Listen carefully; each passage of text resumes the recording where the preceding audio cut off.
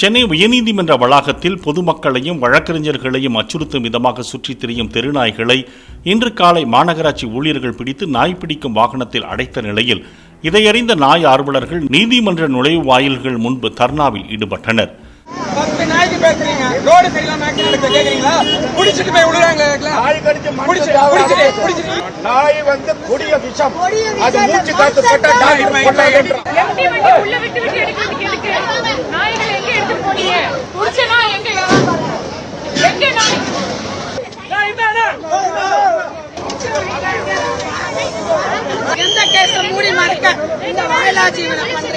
தெருநாய்கள் கடிப்பதால் rabies நோய் தாக்கி பலர் உயிரிழப்பதாக செய்தியாளர்களிடம் பேட்டியளித்த ஒருவரிடம் நாய் ஆர்வலர்கள் கடும் வாக்குவாதத்தில் ஈடுபட்டனர்.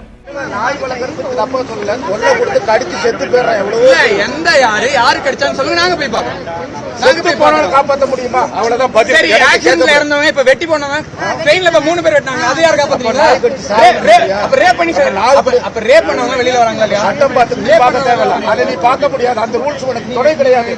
போடுங்க, சப்ஜெக்ட மாத்தி பேசுறேன். 1000 நாய் தெரு நாய் இருக்கு அரசுக்கு, அதனால எவ்வளவு தெரியுமா செலவு?